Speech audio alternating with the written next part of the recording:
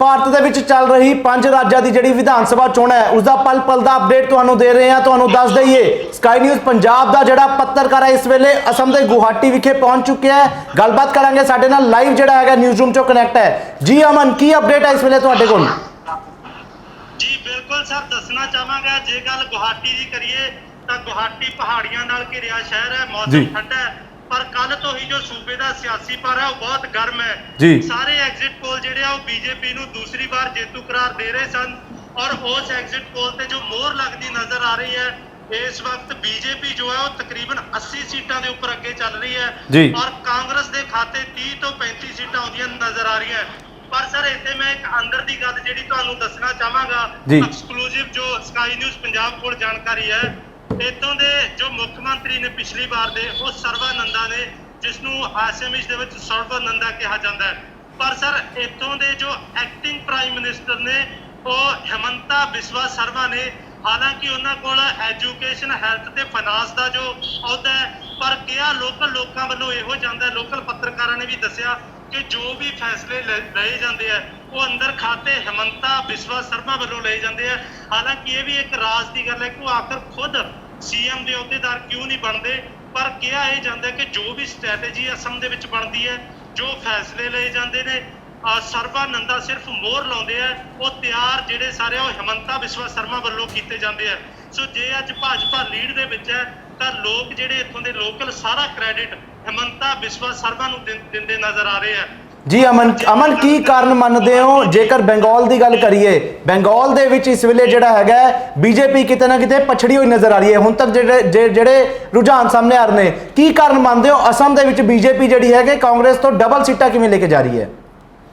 Sir बिल्कुल दसना चाहांगा कि जिस तरह पंजाब और हरियाणा गवांढी सूबे ने, इस तरह असम और बंगाल गवांढी सूबे एक दूजे के नाल बॉर्डर शेयर करते हैं।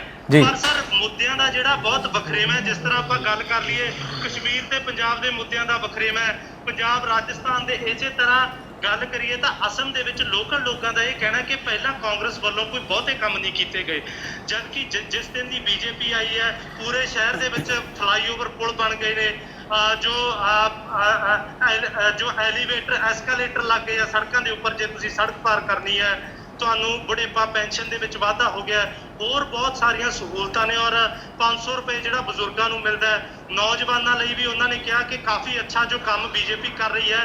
और सर सब तो बड़ा मुद्दा जिहदे उपर चोण लड़ी गई वो CAA NRC है जी। जिस तरह पंजाब के 7 जिले पाकिस्तान के नाल हद साझी करते हैं, इस तरह सर असम जो है वो बांग्लादेश के नाल हद साझी करता है। और भाजपा वालों यह कहा गया कि कांग्रेस वेले बड़ी गिणती दे विच जो इलीगल जो है वो लोगों ने बॉर्डर टप्पिया, इंडिया की ID बनाई और इत्थे अपने बिजनेस शुरू किए।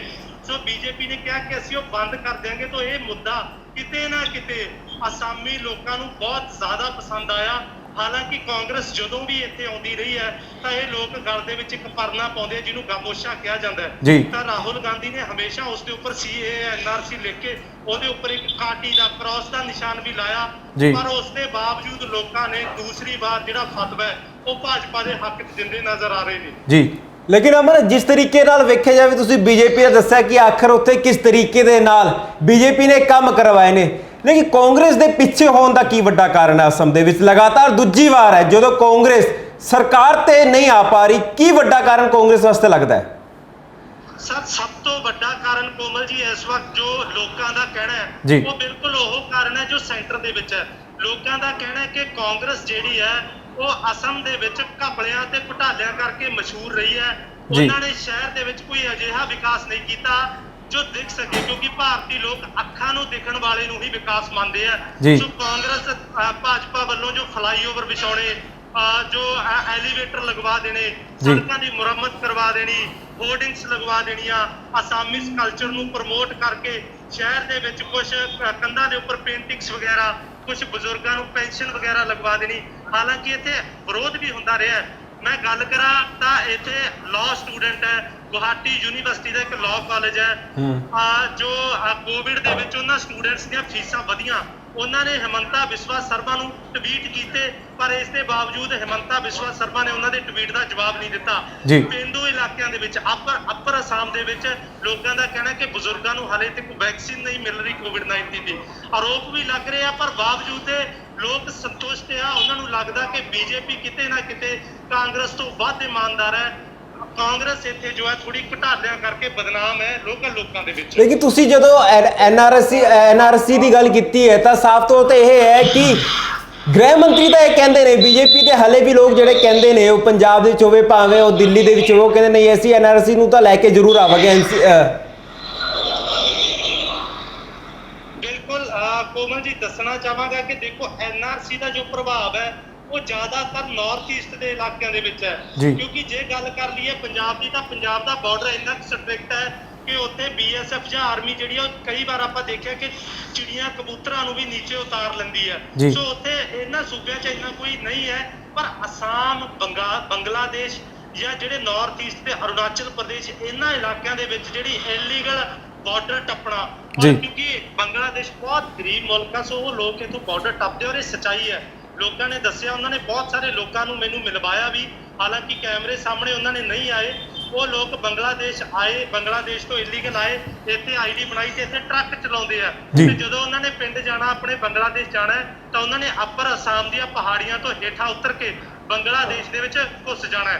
ਸੋ ਇਹ ਵੀ ਬਹੁਤ ਸਾਰੇ ਲੋਕ ਇੱਥੇ ਮਿਲੇ, ਕਿਉਂਕਿ ਇੱਥੇ ਪੰਜਾਬੀ ਭਾਈਚਾਰਾ ਬਹੁਤ ਹੈ ਜੋ ਟਰੱਕਿੰਗ ਦਾ ਕੰਮ ਕਰਦਾ, ਟਰਾਂਸਪੋਰਟ ਦਾ। ਸੋ ਇਹ ਵਾਕਈ ਸੱਚ ਗੱਲ ਹੈ ਕਿ ਇੱਥੇ ਇਲੀਗਲ ਜੋ ਟ੍ਰੈਫਿੰਗ ਹੈ ਉਹ ਬਾਰਡਰ ਦੇ ਉੱਪਰੋਂ ਹੁੰਦੀ ਹੈ। ਸੋ ਲੋਕਾਂ ਨੂੰ ਕਿਤੇ ਨਾ ਕਿਤੇ ਲੱਗਦਾ ਕਿ ਬਾਹਰਲੇ ਲੋਕ ਕਾਮਯਾਬ ਹੋ ਰਹੇ ਆ, ਇਹ ਆਸਾਮੀ ਲੋਕਾਂ ਦਾ ਇਲਾਕਾ ਹੈ। ਸੋ ਲੋਕਾਂ ਨੂੰ ਕਿਤੇ ਨਾ ਕਿਤੇ ਐਨਆਰਸੀ ਪਸੰਦ ਆਇਆ, ਬਟ ਬੰਗਾਲ ਦੇ ਵਿੱਚ ਜੋ ਐਨਆਰਸੀ ਸੀਏ ਦਾ ਮੁੱਦਾ ਹੈ ਉਹ ਬਿਲਕੁਲ ਉਲਟ ਪੈਂਦਾ ਦਿਖਾਈ ਦੇ ਰਿਹਾ ਹੈ। ਅਮਨ, ਜੇਕਰ ਗੱਲ ਕਰੀਏ ਦੇਸ਼ ਦੇ ਵਿੱਚ ਇਸ ਵੇਲੇ ਜਿਹੜਾ ਕਿਸਾਨੀ ਅੰਦੋਲਨ ਹੈ ਉਹ ਸਿਖਰਾਂ ਤੇ ਹੈ, ਤੇ ਬੀਜੇਪੀ ਨੂੰ ਕਿਤੇ ਨਾ ਕਿਤੇ ਜਿਹੜਾ ਹੈਗਾ ਸੈਟਬੈਕ ਲੱਗਣਾ ਨਜ਼ਰ ਆ ਰਿਹਾ ਹੈ। ਪਰ ਅਸਾਮ ਦੀ ਗੱਲ ਕਰੀਏ, ਸਥਿਤੀ ਬਿਲਕੁਲ ਉਲਟੀ ਨਜ਼ਰ ਆ ਰਹੀ ਹੈ। ਬੀਜੇਪੀ ਹਲੇ ਵੀ ਲੀਡ ਕਰ ਰਹੀ ਹੈ, 80 ਸੀਟਾਂ ਤੋਂ ਜ਼ਿਆਦਾ ਜਿਹੜਾ ਹੈਗਾ ਅੱਗੇ ਚੱਲ ਰਹੀ ਹੈ। ਕਿਵੇਂ ਦੇਖਦੇ ਹੋ?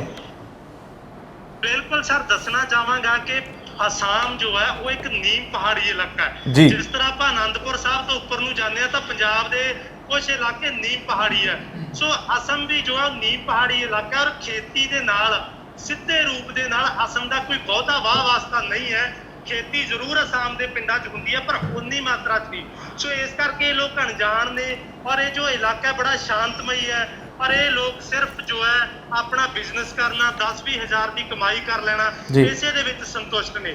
ਪਰ ਬੰਗਾਲ ਜੋ ਹੈ, ਬੰਗਾਲ ਦੇ ਵਿੱਚ ਕਿਤੇ ਨਾ ਕਿਤੇ ਪਹਿਲਾਂ ਲੈਫਟ ਦਾ ਦਬਦਬਾ ਰਿਹਾ, ਉਸ ਤੋਂ ਬਾਅਦ ਮਮਤਾ ਨੇ ਕਮਬੈਕ ਕੀਤਾ। ਸੋ ਉੱਥੇ ਲੋਕ ਕਿਤੇ ਨਾ ਕਿਤੇ ਜੋ ਕੇਂਦਰ ਨਾਲ ਜ਼ਿਆਦਾ ਜੁੜੇ ਹੋਏ ਨੇ, ਉਹਨਾਂ ਨੂੰ ਲੱਗਦਾ ਹੈ ਕਿ ਸੂਬਾ ਤਦੇ ਬਚ ਸਕਦਾ ਹੈ ਜਦੋਂ ਕੇਂਦਰ 'ਚ ਜੋ ਹੈ ਕੇਂਦਰ ਨੂੰ ਸੂਬੇ 'ਚ ਵੜਨ ਨਾ ਦਿੱਤਾ ਜਾਵੇ।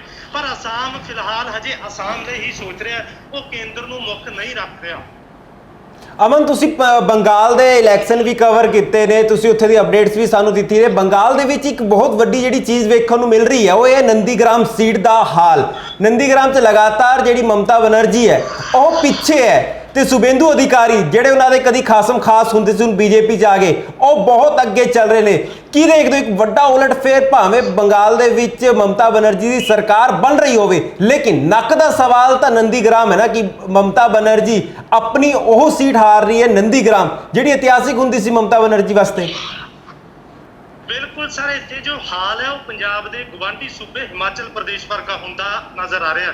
ਹਿਮਾਚਲ ਦੇ ਵਿੱਚ ਵੀ ਇਹੋ ਹੋਇਆ ਸੀ ਕਿ ਜੋ ਬੀਜੇਪੀ ਦੇ ਕੈਂਡੀਡੇਟ ਸਨ ਉਹ ਹਾਰ ਗਏ ਸਨ ਸੀਐਮ ਦੇ, ਪਰ ਬੀਜੇਪੀ ਜਿੱਤ ਗਈ ਸੀ, ਜਿਸ ਤੋਂ ਬਾਅਦ ਜੈਰਾਮ ਠਾਕੁਰ ਨੂੰ ਮੌਕੇ ਦੇ ਉੱਪਰ ਭੱਜ ਭਜਾਈ ਦੇ ਵਿੱਚ ਮੁੱਖ ਮੰਤਰੀ ਬਣਾਇਆ ਗਿਆ।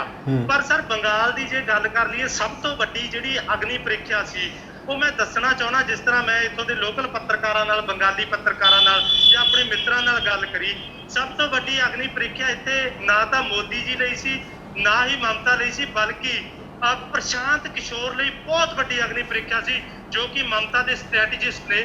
ਉਹਨਾਂ ਨੇ ਇੱਕ ਬਿਆਨ ਦਿੱਤਾ ਸੀ ਕਿ ਜੇਕਰ ਟੀਐਮਸੀ ਜਿੱਤ ਜਾਂਦੀ ਹੈ, ਪਰ ਜੇਕਰ ਭਾਜਪਾ 100+ ਲੈ ਜਾਏਗੀ ਤਾਂ ਮੈਂ ਆਪਣੀ ਕੰਪਨੀ ਬੰਦ ਕਰ ਦਿਆਂਗਾ। ਬਹੁਤ ਵੱਡਾ ਬਿਆਨ ਉਹਨਾਂ ਨੇ ਕਈ ਨੈਸ਼ਨਲ ਟੀਵੀਜ਼ ਜਿਵੇਂ ਕਿ NDTV, ਆਜ ਤੱਕ ਵਗੈਰਾ ਨੂੰ ਦਿੱਤਾ ਸੀ। ਤਾਂ ਕਿਤੇ ਨਾ ਕਿਤੇ ਪ੍ਰਸ਼ਾਂਤ ਕਿਸ਼ੋਰ ਦੀ ਭਵਿੱਖਬਾਣੀ ਸੱਚ ਹੁੰਦੀ ਨਜ਼ਰ ਆ ਰਹੀ ਹੈ। ਨੈਸ਼ਨਲ ਮੀਡੀਆ ਨੇ ਇੱਕ ਚੀਜ਼ ਨੂੰ ਨਕਾਰ ਕੇ ਰੱਖਿਆ ਤੁਸੀਂ ਦੇਖਿਆ ਹੋਵੇਗਾ ਕਿ ਇੱਕ ਜਗ੍ਹਾ ਬੂਥ ਕੈਪਚਰਿੰਗ ਦੀ ਘਟਨਾ ਸਾਹਮਣੇ ਆਈ ਤਾਂ ਲੋਕਾਂ ਨੇ ਮਮਤਾ ਨੂੰ ਸਿੱਧਾ ਫੋਨ ਕਰਿਆ। ਇਸ ਤੋਂ ਸਿੱਧ ਹੁੰਦਾ ਕਿ ਲੋਕਾਂ ਦਾ ਮਮਤਾ ਦੇ ਨਾਲ ਸਿੱਧਾ ਸੰਬੰਧ ਹੈ। ਔਰ ਲੋਕ ਕਹਿ ਰਹੇ ਸਨ कि हमने अपने हमारे मुख्यमंत्री को कॉल किया है जी। वो पर इसके बावजूद ਜਿਹੜਾ शुभेंदु अधिकारी ਦਾ नंदीग्राम ਤੋਂ ਅੱਗੇ ਹੋਣਾ, ਹਾਲਾਂਕਿ ਸ਼ੁਰੂਆਤੀ ਰੁਝਾਨ ਹੈ, ਲੀਡ ਵੀ ਕੋਈ ਜ਼ਿਆਦਾ ਨਹੀਂ ਹੈ।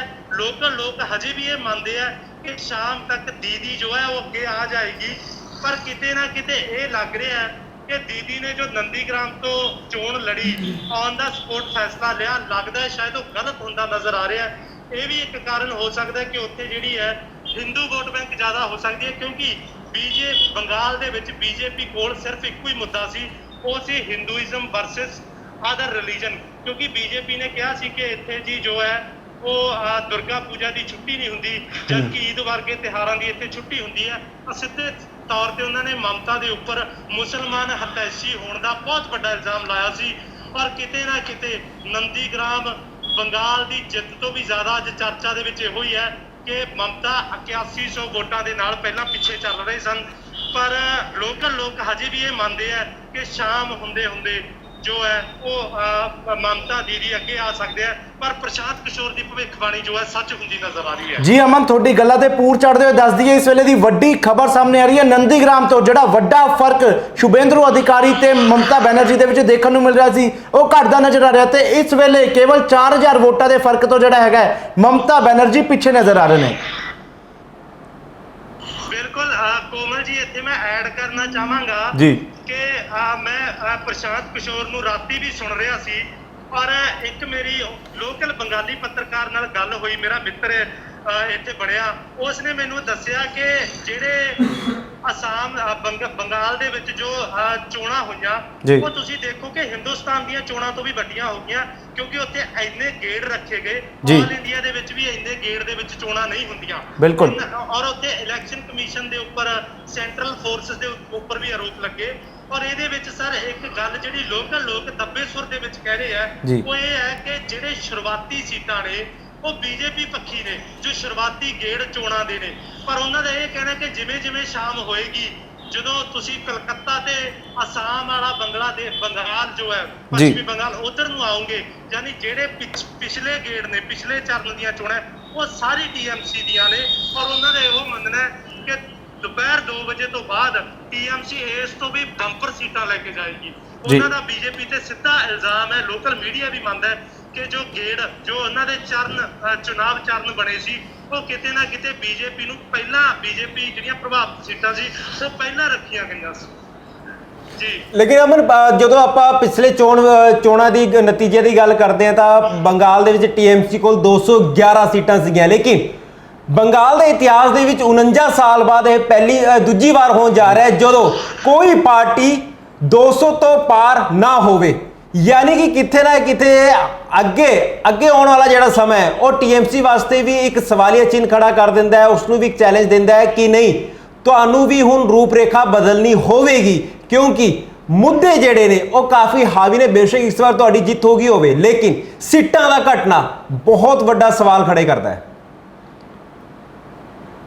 ਬਿਲਕੁਲ ਕੋਮਲ ਜੀ, ਇਸ ਤੋਂ ਪਹਿਲਾਂ ਮੈਂ ਅਪਡੇਟ ਦੇ ਦਿਆਂ ਕਿ ਇਸ ਵਕਤ ਜੋ ਅਸਾਮ ਗੁਹਾਟੀ ਸਿਟੀ 'ਚ ਚੋਣਾਂ ਚੱਲ ਰਹੀਆਂ ਨੇ, ਗਿਣਤੀ ਚੱਲ ਰਹੀ ਆ, ਉਸ ਦੇ ਵਿੱਚ ਸਾਹਮਣੇ ਮੈਂ ਦੇਖ ਰਿਹਾ ਕਿ ਸੈਨੀਟਾਈਜੇਸ਼ਨ ਬਾਰ-ਬਾਰ ਹੋ ਰਹੀ ਹੈ। ਔਰ ਮੀਡੀਆ ਨੂੰ ਵੀ ਇਸ ਵਾਰ ਜੋ ਹੈ ਸਿਰਫ ਗਿਣਤੀ ਦੇ ਮੀਡੀਆ ਨੂੰ ਅੰਦਰ ਜਾਣ ਦਿੱਤਾ ਜਾ ਰਿਹਾ, ਜਿਸ ਕਰਕੇ ਸਕਾਈ ਨਿਊਜ਼ ਵੀ ਜੋ ਹੈ ਉਹ ਬਾਹਰ ਰੋਡ ਤੋਂ ਹੀ ਕਵਰੇਜ ਕਰ ਰਿਹਾ। ਔਰ ਮੇਰੇ ਸਾਹਮਣੇ ਸੈਨੀਟਾਈਜੇਸ਼ਨ ਹੋ ਰਹੀ ਹੈ।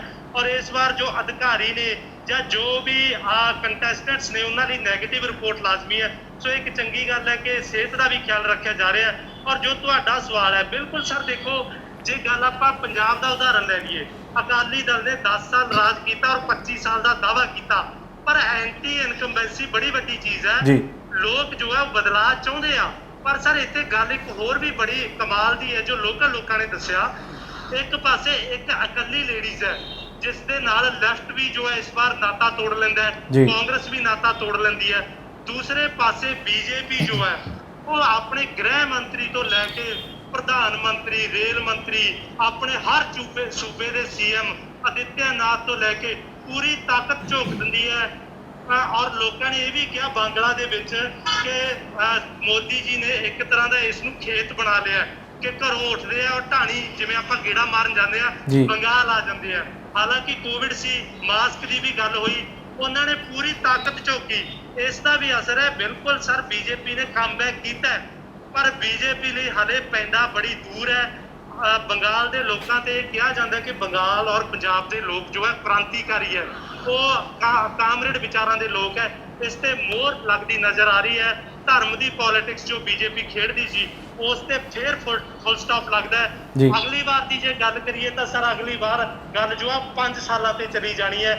ਬੀਜੇਪੀ ਜੇਕਰ ਅੱਜ ਬੰਗਾਲ ਹਾਰਦੀ ਹੈ ਤਾਂ ਪੰਜਾਬ ਹਰਿਆਣੇ ਦੇ ਵਿੱਚ ਕਿਸਾਨਾਂ ਨਾਲ ਨਜਿੱਠਣਾ ਹੋਰ ਔਖਾ ਹੋ ਜਾਵੇਗਾ। ਕਿਸਾਨ ਇਹ ਮੁੱਦਾ ਜ਼ਰੂਰ ਚੱਕਣਗੇ ਕਿ ਦੇਖੋ ਜੀ ਮੋਦੀ ਦੀ ਜੋ ਵੇਵ ਹੈ ਉਹ ਖੜ ਗਈ ਆ। ਬੰਗਾਲ ਜੋ ਹੈ ਉਹ ਇਸ ਵਕਤ ਕਰਮ ਭੂਮੀ ਬਣਿਆ ਹੋਇਆ ਹੈ। ਇਸ ਇੱਕ ਤਰ੍ਹਾਂ ਦਾ ਕੁਰਕਸ਼ੇਤਰ ਦਾ ਮੈਦਾਨ ਬਣਿਆ ਹੋਇਆ ਹੈ, ਪਰ ਜਿਸ ਦੇ ਵਿੱਚ ਜੋ ਹੈ ਉਹ ਕੌਰਵਾਂ ਦੀ ਤਰ੍ਹਾਂ ਹਾਰਦੇ ਨਜ਼ਰ ਆ ਰਹੇ ਹੈ ਔਰ ਦੀਦੀ ਜੋ ਹੈ ਉਹ ਪਾਂਡਵਾਂ ਦੀ ਤਰ੍ਹਾਂ ਵਿਜੇਤਾ ਨਜ਼ਰ ਆ ਰਹੀ ਹੈ।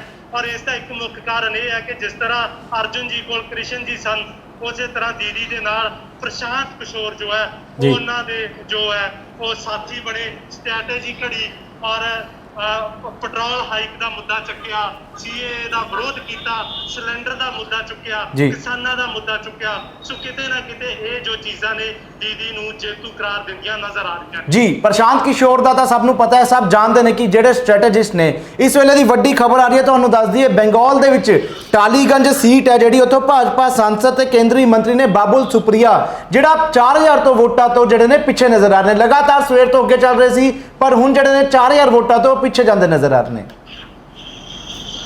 ਦੇਖੋ ਕੋਮਲ ਜੀ, ਇਹਦੇ ਉੱਪਰ ਭਾਜਪਾ ਦਾ ਮੈਂ ਹੁਣੇ ਬਿਆਨ ਸੁਣਿਆ, ਉਹ ਕਹਿੰਦੇ ਵੀ ਸਾਨੂੰ ਬੜੀ ਹੈਰਾਨੀ ਹੈ ਬਾਬੁਲ ਸੁਪਰੀਓ ਦਾ ਪਿੱਛੇ ਹੋਣਾ। ਪਰ ਜੇ ਗੱਲ ਕਰੀਏ ਤਾਂ ਟੀਐਮਸੀ ਦੇ ਕੋਲ ਯੰਗ ਚਿਹਰੇ ਔਰ ਪੜ੍ਹੇ ਲਿਖੇ ਚਿਹਰੇ ਆ। ਭਾਜਪਾ ਦੇ ਕੋਲ ਲੋਕਲ ਲੋਕਾਂ ਦੇ ਮੁਤਾਬਕ, ਕਿਉਂਕਿ ਦੇਖੋ ਮੀਡੀਆ ਜੋ ਹੁੰਦਾ ਉਹ ਲੋਕਾਂ ਦੀ ਗੱਲ ਕਰਦਾ ਹੈ। ਲੋਕਾਂ ਦਾ ਇਹ ਕਹਿਣਾ ਸੀ, ਖਾਸ ਕਰ ਮਹੂਆ ਮੋਇਤਰਾ ਔਰ ਬਹੁਤ ਸਾਰੇ ਯੰਗ ਚਿਹਰੇ ਜੋ ਟੈਲੈਂਟਡ ਚਿਹਰੇ ਬੀਜੇਪੀ ਕੋਲ ਸੀ, ਜਿਨ੍ਹਾਂ ਦੀ ਸਪੀਚ, ਜਿਨ੍ਹਾਂ ਦਾ ਬੋਲਣ ਦਾ ਤਰੀਕਾ ਔਰ ਲੌਜਿਕ ਨਾਲ ਗੱਲ ਕਰਨੀ, ਖਾਸ ਕਰ ਮਹਿੰਗਾਈ ਨੂੰ ਟਾਰਗੇਟ ਕੀਤਾ ਗਿਆ। ਕਿਸਾਨਾਂ ਦੀਆਂ ਰੈਲੀਆਂ ਹੋਈਆਂ, ਰਕੇਸ਼ ਟਕੈਤ ਗਏ, ਰਾਜੇਵਾਲ ਗਏ ਔਰ ਉਹਨਾਂ ਨੇ ਲੋਕਾਂ ਦੇ ਦਿਲਾਂ 'ਚ ਇਹ ਗੱਲ ਬਿਠਾਈ ਕਿ ਜੇਕਰ ਤੁਸੀਂ ਇੱਕ ਧਰਮ ਨੂੰ ਲੈ ਕੇ ਵੋਟ ਕਰੋਗੇ ਪਰ ਤੁਸੀਂ ਆਪਣੇ ਬੱਚਿਆਂ ਨੂੰ ਖਿਲਾਓਗੇ ਕੀ। ਉਹਨਾਂ ਦਾ ਬਿਆਨ ਸੀ ਕਿ ਰੋਟੀ ਜੋ ਹੈ ਉਹ ਹਰ ਧਰਮ ਨੂੰ ਚਾਹੀਦੀ ਹੈ, ਪਰ ਬੀਜੇਪੀ ਦਾ ਇੱਕੋ ਏਜੰਡਾ ਸੀ। ਬੀਜੇਪੀ ਨੇ ਇੱਕ ਬੜੀ ਗੱਲ ਇਹ ਦੱਸਣ ਵਾਲੀ ਹੈ, ਬੀਜੇਪੀ ਦੇ ਇੱਕ ਮੰਤਰੀ ਦਾ ਬਿਆਨ ਸੀ ਕਿ ਚਾਹੇ ਜੋ ਹੋ ਜਾਏ ਸਾਡਾ ਮੁੱਦਾ ਇੱਕ ਹੀ ਰਹੇਗਾ, ਅਸਾਮ ਔਰ ਬੰਗਾਲ ਦੇ ਵਿੱਚ ਸੀਏ ਲਾਗੂ ਕਰਨਾ। ਸੋ ਇੱਥੇ ਜੋ ਸੀਗੀਆਂ ਉਹ ਇੱਕ ਪਾਸੇ ਸੈਕੂਲਰ ਮੁੱਦੇ ਸਨ, ਇੱਕ ਪਾਸੇ ਥੋੜੇ ਰਿਜਿਡ ਔਰ ਰਿਲੀਜੀਅਸ ਮੁੱਦੇ ਸਨ। ਸੋ ਇਸੇ ਦਾ ਕਾਰਨ ਹੈ ਕਿ ਨਵੇਂ ਚਿਹਰਿਆਂ ਨੂੰ ਜੋ ਹੈ, ਔਰ ਇੱਕ ਗੱਲ ਇੱਥੇ ਬੜੀ ਲੌਜੀਕਲ ਮੈਂ ਦੱਸਣਾ ਚਾਹਾਂਗਾ ਜੋ ਸ਼ਾਇਦ ਦੂਸਰੇ ਜਿਹੜੇ ਆਪਣੇ ਪੰਜਾਬੀ ਮੀਡੀਆ ਕੋਲ ਨਹੀਂ ਹੋਏਗੀ, ਐਕਸਕਲੂਸਿਵ ਸਕਾਈ ਨਿਊਜ਼ ਕੋਲ ਹੈ। ਜੇਕਰ ਤੁਸੀਂ ਵੋਟਾਂ ਦੀ ਵਿੱਚ ਸੀਟਾਂ ਦੀ ਗੱਲ ਕਰੋ ਤਾਂ ਭਾਜਪਾ ਦੇ ਵਿੱਚ ਪਿਓਰ ਭਾਜਪਾਈ ਸਿਰਫ 10-20% ਮਿਲਣਗੇ। ਜ਼ਿਆਦਾਤਰ ਲੋਕ ਇਹਨਾਂ ਚੋਣਾਂ ਦੇ ਵਿੱਚ ਡੱਡੂ ਛੜੱਪਾ ਮਾਰ ਕੇ ਦਲ ਬਦਲੀ ਟੀਐਮਸੀ ਚੋਂ ਗਏ ਹੈ। ਸੋ ਕਿਹਾ ਇਹੋ ਜਾ ਰਿਹਾ ਸੀ, ਲੋਕਲ ਲੋਕਾਂ ਵੱਲੋਂ ਮਜ਼ਾਕ ਕੀਤਾ ਜਾ ਰਿਹਾ ਸੀ ਕਿ ਜੇਕਰ ਬੀਜੇਪੀ ਜਿੱਤਦੀ ਹੈ ਤਾਂ ਇੱਕ ਤਰ੍ਹਾਂ ਅਸਿੱਧੇ ਤੌਰ ਤੇ ਉਹ ਵੀ ਟੀਐਮਸੀ ਹੀ ਹੈ, ਕਿਉਂਕਿ ਬੀਜੇਪੀ ਕੋਲ ਕੋਈ ਚੋਣ ਲੜਨ ਲਈ ਚਿਹਰਾ ਨਹੀਂ ਸੀ। 70% 80% ਜੋ ਚਿਹਰੇ ਨੇ ਉਹ ਤ੍ਰਿਣਮੂਲ ਛੱਡ ਕੇ ਬੀਜੇਪੀ ਦੇ ਵਿੱਚ ਜੋ ਹੈ ਉਹ ਰਲੇ ਨੇ। ਜੀ ਅਮਨ, ਬਹੁਤ ਬਹੁਤ ਧੰਨਵਾਦ। ਜਿਹੜੀ ਜਾਣਕਾਰੀ ਤੁਸੀਂ ਅਹਿਮ ਜਾਣਕਾਰੀ ਇਸ ਵੇਲੇ ਸਕਾਈ ਨਿਊਜ਼ ਤੇ ਸਾਂਝੀ ਕਰ ਰਹੇ ਹੋ। ਤੁਹਾਨੂੰ ਦੱਸ ਦਈਏ ਦਰਸ਼ਕੋ, ਸਾਡੇ ਰਿਪੋਰਟਰ ਨੇ ਜਿਹੜੇ ਸਕਾਈ ਨਿਊਜ਼ ਦੇ ਰਿਪੋਰਟਰ ਅਮਨ ਨੇ ਸਪੈਸ਼ਲ ਜਿਹੜੇ ਨੇ ਬੰਗਾਲ ਜਿਹੜੇ ਰਿਜ਼ਲਟਸ ਨੇ ਚੋਣਾਂ ਦੇ ਉਹਨਾਂ ਦੀ ਕਵਰੇਜ ਕਰਨ ਲਈ ਬੰਗਾਲ ਗਏ ਉਹਨੇ ਤੇ ਉੱਥੇ ਦੀਆਂ ਜਿਹੜੀਆਂ ਅੰਦਰਲੀਆਂ ਗੱਲਾਂ ਨੇ, ਐਕਸਕਲੂਸਿਵ ਜਿਹੜੀਆਂ ਗੱਲਾਂ ਨੇ ਦੱਸ ਰਹੇ ਨੇ। ਇਹ ਵੀ ਕਿਹਾ ਉਹਨਾਂ ਨੇ ਕਿ ਟੀਐਮਸੀ ਤੋਂ ਜਿਹੜੇ ਲੀਡਰ ਨੇ ਉਹੀ ਬੀਜੇਪੀ 'ਚ ਗਏ ਨੇ, ਉਹੀ ਚੋਣਾਂ ਲੜ ਰਹੇ ਨੇ। ਜੇਕਰ ਬੀਜੇਪੀ ਵੇ ਜਿੱਤਦੀ ਹੈ ਤਾਂ ਵੀ ਜਿਹੜਾ ਹੈਗਾ ਤ੍ਰਿਣਮੂਲ ਕੋਲ ਹੀ ਜਿਹੜਾ ਸੱਤਾ ਰਹਿਣ ਦਾ ਜਿਹੜਾ ਹੋ ਸਕਦਾ ਹੈ। ਤਾਂ ਲਗਾਤਾਰ ਤੁਹਾਨੂੰ ਅਸੀਂ ਪੱਛਮੀ ਬੰਗਾਲ ਦੇ ਜਿਹੜੇ ਚੋਣ ਨਤੀਜੇ ਨੇ ਉਹ ਦਿਖਾ ਰਹੇ ਹਾਂ, ਲੇਕਿਨ ਇੱਕ ਵੱਡਾ ਫੇਰ ਤੋਂ ਜਿਹੜਾ ਉਲਟ ਫੇਰ ਪੱਛਮੀ ਬੰਗਾਲ ਦੇ ਵੀ ਰੁਝਾਨਾਂ ਦੇ ਵਿੱਚ ਹੁੰਦਾ ਨਜ਼ਰ ਆ ਰਿਹਾ। ਟੀਐਮਸੀ 200 ਦੇ ਕਰੀਬ ਪਹੁੰਚਣ ਲੱਗੀ ਹੈ। ਜਿਹੜੀ ਮੈਂ ਗੱਲਾਂ ਤੁਹਾਨੂੰ ਪਹਿਲਾਂ ਕਹਿ ਰਿਹਾ ਸੀਗਾ ਕਿ 200 ਤੋਂ ਕਰੀਬ ਯਾਨੀ ਕਿ 195 ਤੇ ਇਸ ਵੇਲੇ TMC ਪੁੱਜ ਚੁੱਕੀ ਹੈ ਤੇ BJP 94 ਤੇ ਹੋ ਚੁੱਕੀ ਹੈ, ਯਾਨੀ ਕਿ ਇੱਕ ਵੱਡਾ ਉਲਟਫੇਰ ਫਿਰ ਬੰਗਾਲ ਦੇ ਵਿੱਚ ਹੁੰਦਾ ਹੋਇਆ ਨਜ਼ਰ ਆ ਰਿਹਾ ਹੈ। ਲੇਕਿਨ ਸਾਫ਼ ਤੌਰ ਤੇ ਜਿਹੜੀ ਸਭ ਤੋਂ ਜ਼ਿਆਦਾ ਜਿਹੜੀ ਨਿਗਾਹ ਇਸ ਚੋਣ ਨਤੀਜੇ ਦੇ ਵਿੱਚ ਬੰਗਾਲ ਦੇ ਵਿੱਚ ਬਣੀ ਹੋਈ ਹੈ, ਉਹਦੇ ਵਿੱਚ ਇੱਕੋ ਹੀ ਸੀਟ ਸਭ ਤੋਂ ਜ਼ਿਆਦਾ ਹੈਗੀ ਹੈ, ਉਹ ਹੈ ਨੰਦੀਗ੍ਰਾਮ ਦੀ ਸੀਟ। ਕਿਉਂਕਿ ਲਗਾਤਾਰ ਰਾਜਨੀਤਿਕ ਵਿਸ਼ਲੇਸ਼ਕ ਸਵੇਰ ਤੋਂ ਉਹਨਾਂ ਦੇ ਨਾਲ ਵੀ ਜਦੋਂ ਗੱਲਬਾਤ ਹੋ ਰਹੀ ਸੀ, ਰਾਜਨੀਤਿਕ ਮਾਹਿਰ ਇਹੀ ਕਹਿ ਰਹੇ ਸੀ ਕਿ ਜੇਕਰ ਚੋਣ ਕੋਈ ਵੀ ਜਿੱਤ ਜਾਵੇ ਲੇਕਿਨ ਨੰਦੀਗ੍ਰਾਮ ਇੱਕ ਬਹੁਤ ਵੱਡਾ ਏਜੰਡਾ ਇਸ ਵਾਰ ਰਹਿਣ ਵਾਲਾ ਹੈ। ਨੰਦੀਗ੍ਰਾਮ ਦੀ ਜਿਹੜੀ ਸੀਟ ਹੈ ਕਿਉਂਕਿ ਮਮਤਾ ਬਨਰਜੀ ਨਾਲ ਜੁੜੀ ਹੋਈ ਹੈ, ਇਸ ਵਾਸਤੇ ਨੰਦੀਗ੍ਰਾਮ ਸੀਟ ਨੂੰ ਬੜਾ ਮੁੱਖ ਮੰਨਿਆ ਜਾ ਰਿਹਾ ਹੈ ਤੇ ਸੁਬੇਂਦੂ ਅਧਿਕਾਰੀ ਚੋਣਾਂ ਦੇ ਦੌਰਾਨ ਦਗਾ ਕਰ ਗਏ ਸੀਗੇ ਤੇ ਉਹ TMC ਤੋਂ ਖੁਦ ਨੂੰ ਅਲੱਗ ਹੋ ਕੇ ਉਹ BJP ਦੇ ਵਿੱਚ ਸ਼ਾਮਲ ਹੋ ਗਏ ਸੀ। ਲੇਕਿਨ ਜਿਹੜਾ ਮੁਸਲਿਮ ਵੋਟ ਵੀ ਹੈਗਾ ਨੰਦੀਗ੍ਰਾਮ ਦਾ, ਉਹ ਕਿਤੇ ਨਾ ਕਿਤੇ ਦੱਸਿਆ ਜਾਂਦਾ ਕਿ ਸੁਬੇਂਦੂ ਅਧਿਕਾਰੀ ਦੇ ਨਾਲ ਖਾਸ ਤੌਰ ਤੇ ਜੁੜਿਆ ਹੋਇਆ, ਕਿਉਂਕਿ ਜਦੋਂ TMC ਦੇ ਵਿੱਚ ਸੀਗੇ ਤਾਂ ਉਸ ਵੇਲੇ ਮੁਸਲਿਮ ਵੋਟ ਬੈਂਕ ਦੇ ਵਿੱਚ ਉਹਨਾਂ ਦੀ ਇੱਕ ਅੱਛੀ ਮਜ਼ਬੂਤ ਪਕੜ ਸੀ। ਹੋ ਸਕਦਾ ਹੈ ਕਿ BJP ਦਾ ਹੱਥ ਫੜਨ ਤੋਂ ਬਾਅਦ ਸੁਬੇਂਦੂ ਅਧਿਕਾਰੀ ਨੂੰ ਉਸੇ ਦਾ ਫਾਇਦਾ ਮਿਲਦਾ ਹੋਇਆ ਨਜ਼ਰ ਆ ਰਿਹਾ ਹੈ। ਲੇਕਿਨ ਸ਼ਾਮ ਤੱਕ ਸ਼ਾਇਦ ਹੋ ਵੀ ਸਕਦਾ ਹੈ, ਕਿਉਂਕਿ ਜਿਹੜਾ ਉੱਥੇ ਦੇ ਲੋਕ ਨੇ, ਜਿਸ ਤਰੀਕੇ ਨਾਲ ਸਾਡੇ ਜਿਹੜੇ ਪੱਤਰਕਾਰ ਉੱਥੇ ਪੁੱਜੇ ਹੋਏ ਹਨ ਬੰਗਾਲ ਦੇ ਵਿੱਚ, ਅਸਮ ਦੇ ਵਿੱਚ, ਉਹ ਚੋਣਾਂ ਨੂੰ ਕਵਰੇਜ ਕਰ ਰਹੇ ਸੀਗੇ, ਉਹਨਾਂ ਨੇ ਦੱਸਿਆ ਕਿ ਲੋਕਲ ਲੋਕ ਜਿਹੜੇ ਨੇ ਬੰਗਾਲ ਦੇ ਨੇ, ਉਹਨਾਂ ਨੂੰ ਹਾਲੇ ਵੀ ਉਹ ਮੰਨ ਰਹੇ ਨੇ ਕਿ ਕਿਤੇ ਨਾ ਕਿਤੇ ਦੀਦੀ ਜਿਹੜੀ ਹੈਗੀ ਉਹ ਫਿਰ ਤੋਂ ਅੱਗੇ ਨਿਕਲ ਕੇ ਸਾਹਮਣੇ ਆ ਸਕਦੀ ਹੈ ਤੇ ਵੇਖਣਾ ਹੀ ਹੋਵੇਗਾ ਕਿ ਆਖਰ ਇਹਨਾਂ ਚੋਣ ਨਤੀਜਿਆਂ ਦਾ ਸਿੱਟਾ ਕੀ ਨਿਕਲਦਾ ਹੈ। ਕਿਉਂਕਿ ਪ੍ਰਸ਼ਾਂਤ ਕਿਸ਼ੋਰ ਜਿਨ੍ਹਾਂ ਨੇ ਪੂਰੀ ਇੱਕ ਸਟ੍ਰੈਟੇਜੀ ਬਣਾਈ ਸੀਗੀ ਮਮਤਾ ਬਨਰਜੀ ਵਾਸਤੇ, ਹੁਣ ਉਹ ਪੰਜਾਬ ਵੀ ਆ ਗਏ ਨੇ। ਕੋਮਲ, ਜਿਹੜੇ ਚੋਣ ਨਤੀਜੇ ਨੇ ਬੰਗਾਲ ਦੇ ਵਿੱਚ ਜੋ ਪ੍ਰਸ਼ਾਂਤ ਕਿਸ਼ੋਰ ਨੇ ਕਿਹਾ ਉਹੀ ਹੁੰਦਾ ਨਜ਼ਰ ਆ ਰਿਹਾ ਹੈ, ਯਾਨੀ ਕਿ 2022 ਪੰਜਾਬ ਦੇ ਵਿੱਚ ਪ੍ਰਸ਼ਾਂਤ ਕਿਸ਼ੋਰ ਆ ਚੁੱਕੇ ਨੇ ਕੈਪਟਨ ਵਾਸਤੇ। ਲੱਗਦਾ ਹੈ ਕਿ ਇਹੋ ਜਿਹੀ ਸਟ੍ਰੈਟੇਜੀ ਰਹੀ ਤਾਂ ਫਿਰ BJP ਵਾਸਤੇ ਵੀ ਪੰਜਾਬ ਦੇ ਵਿੱਚ ਮੁਸ਼ਕਲ ਹੋਵੇਗੀ, ਕਿਉਂਕਿ ਉੱਦਾਂ ਵੀ ਮੁਸ਼ਕਲ ਨਜ਼ਰ ਆ ਰਹੀ ਹੈ। ਜੀ ਪ੍ਰਕਾਸ਼, ਤੁਹਾਡੇ ਇਸ ਬਿਆਨ ਨਾਲ ਮੈਂ ਬਿਲਕੁਲ ਸਹਿਮਤ ਹਾਂ, ਕਿਉਂਕਿ ਇਸ ਵੇਲੇ ਜਿਹੜਾ BJP ਦੀ ਸਥਿਤੀ ਹੈ ਪੂਰੇ ਦੇਸ਼ ਭਰ ਦੇ ਵਿੱਚ ਕਿਸਾਨੀ ਅੰਦੋਲਨ ਦੇ ਚੱਲਦੇ ਆ ਜਿਹੜੀ ਹੈਗੀ ਹੈ ਉਹ ਬੜੀ ਨਾਜ਼ੁਕ ਬਣੀ ਹੋਈ ਹੈ। ਜਿਹੜਾ BJP ਦਾ ਵਕਾਰ ਹੈ ਬੰਗਾਲ ਦੇ ਵਿੱਚ ਵੀ ਇਸ ਵੇਲੇ ਦਾਅ ਤੇ ਲੱਗਿਆ ਹੈ। ਜਿਹੜੇ ਬੰਗਾਲ ਦੇ ਵਿੱਚ ਨਤੀਜੇ ਆਨੇ ਨੇ ਉਹਦੇ ਨਾਲ BJP ਨੂੰ ਇੱਕ ਚੰਗਾ ਜਿਹੜਾ ਸੈਟਬੈਕ ਲੱਗ ਸਕਦਾ ਤੇ ਕਿਸਾਨੀ ਅੰਦੋਲਨ ਨੂੰ ਪੂਰਾ ਪ੍ਰਭਾਵ ਕਰਨਗੇ ਜਿਹੜੇ ਨਤੀਜੇ ਨੇ। ਗੱਲ ਕਰੀਏ ਪੰਜਾਬ ਦੀ, ਪੰਜਾਬ ਦੇ ਵਿੱਚ 2017 ਦੇ ਵਿੱਚ ਵੀ ਪ੍ਰਸ਼ਾਂਤ ਕਿਸ਼ੋਰ ਵੱਲੋਂ ਜਿਹੜਾ ਹੈਗਾ ਕਾਂਗਰਸ ਦੀ ਹੈਲਪ ਕੀਤੀ ਗਈ ਸੀ, ਮੀਡੀਆ ਸਟ੍ਰੈਟੇਜਿਸਟ ਰਹਿ ਕੇ ਜਿਹੜੇ 2017 ਦੇ ਵਿੱਚ ਵਾਅਦੇ ਕੀਤੇ ਗਏ ਸੀ। ਖੈਰ ਜਨਤਾ ਦਾ ਮੰਨਣਾ ਹੈ ਕਿ ਉਹ ਹੁਣ ਤੱਕ ਪੂਰੇ ਤਾਂ ਨਹੀਂ ਹੋਏ, ਪਰ ਫਿਰ ਵੀ ਦੁਬਾਰਾ ਜਿਹੜਾ ਹੈਗਾ ਕੈਪਟਨ ਅਮਰਿੰਦਰ ਸਿੰਘ ਵੱਲੋਂ ਪ੍ਰਸ਼ਾਂਤ ਕਿਸ਼ੋਰ ਨੂੰ ਆਪਣਾ ਮੀਡੀਆ ਸਟ੍ਰੈਟੇਜਿਸਟ ਸਲਾਹਕਾਰ ਲਾ ਦਿੱਤਾ ਗਿਆ ਹੈ। ਇਸ ਤੋਂ ਸਾਫ਼ ਜ਼ਾਹਿਰ ਹੁੰਦਾ ਕਿ ਬੰਗਾਲ ਦੇ ਵਿੱਚ ਜੋ ਪ੍ਰਸ਼ਾਂਤ ਕਿਸ਼ੋਰ ਨੇ ਕਿਹਾ ਸੀ ਜੇ ਉਹੀ ਨਤੀਜੇ ਸਾਹਮਣੇ ਆਉਂਦੇ ਨੇ ਤਾਂ ਆਉਣ ਵਾਲੇ ਸਮੇਂ ਦੇ ਵਿੱਚ ਪੰਜਾਬ ਦੇ ਵਿੱਚ ਜਿਹੜਾ ਹੈਗਾ BJP ਨੂੰ ਵੀ ਪ੍ਰਸ਼ਾਂਤ ਕਿਸ਼ੋਰ ਦਾ ਸਾਹਮਣਾ ਕਰਨਾ ਤੇ ਕਾਂਗਰਸ ਦਾ ਸਾਹਮਣਾ ਕਰਨਾ ਬਹੁਤ ਔਖਾ ਰਹੇਗਾ। ਤਾਂ ਲਗਾਤਾਰ ਤੁਹਾਨੂੰ ਜਿਹੜੇ ਹੈਗੇ ਬੰਗਾਲ ਤੇ ਅਸਮ ਤੋਂ ਇਲਾਵਾ ਜਿਹੜੇ ਬਾਕੀ ਹੋਰ ਦੋ ਰਾਜ ਨੇ ਤੇ ਇੱਕ ਕੇਂਦਰ ਸ਼ਾਸਿਤ ਪ੍ਰਦੇਸ਼ ਹੈ, ਉਹਦੇ ਅਸੀਂ ਚੋਣ ਨਤੀਜੇ ਤੁਹਾਨੂੰ ਦੱਸ ਰਹੇ ਕਿ ਆਖਰ ਕਿਸ ਤਰੀਕੇ ਦੇ ਨਾਲ ਇਸ ਵੇਲੇ ਜਿਹੜੀ ਹਾਲਾਤ ਨੇ, ਸਥਿਤੀ ਹੈ ਉਹ ਬਣੀ ਹੋਈ ਹੈ। ਬੰਗਾਲ ਦੇ ਚੋਣ ਨਤੀਜੇ ਦੀ ਇੱਕ ਵਾਰ ਤੁਹਾਨੂੰ ਦੱਸ ਦਈਏ ਤਾਂ ਇਸ ਵੇਲੇ TMC 195 ਦੇ ਵਿੱਚ सीटां लैंदी हुई नज़र आ रही है। रुझान ने बेशक है तो BJP 94 ने। तो इस तो इलावा जेकर पुडुचेरी की गल की जाए तो 30 ਦੇ ਵਿੱਚੋਂ 25 सीटां के रुझान आ चुके हैं तो इत्थे भी BJP सब तो अगे है यानी कि 15 सीटां दे विच। असम की गल की जाए तो 126 ਦੇ ਵਿੱਚੋਂ 126 ਦੇ ਜਿਹੜੇ रुझान है वो सामने आ चुके हैं। 82 ਦੇ ਵਿੱਚ BJP है तो 41 ਦੇ ਵਿੱਚ कांग्रेस है। तो इस तो इलावा 3 ਹੋਰ ਜਿਹੜੇ ਪਾਰਟੀਆਂ ਨੇ ਉਹਨਾਂ ਦੇ ਕੋਲ ਨੇ ਅਦਰਸ ਦੇ ਕੋਲ, ਯਾਨੀ ਕਿ ਅਸਮ ਦੇ ਵਿੱਚ ਤਾਂ ਸਾਫ਼ ਤੌਰ ਤੇ BJP ਦੀ ਸਰਕਾਰ ਬਣ ਚੁੱਕੀ ਹੈ। ਲੇਕਿਨ ਮਾਮਲਾ ਹਾਲੇ ਵੀ ਬੰਗਾਲ ਦੇ ਵਿੱਚ ਹੈਗਾ। ਲੇਕਿਨ ਰੁਝਾਨ ਜਿਹੜੇ ਹੁਣ ਤੱਕ ਕੋਮਲ ਮੇਰੇ ਕੋਲ ਆ ਰਹੇ ਨੇ ਉਹਦੇ ਅਪਡੇਟ ਤਾਂ ਇਹੀ ਹੈ ਕਿ 292 ਦੇ 292 ਸੀਟਾਂ ਦੇ ਪੱਛਮੀ ਬੰਗਾਲ ਦੇ ਵਿੱਚ ਰੁਝਾਨ ਆ ਚੁੱਕੇ ਨੇ।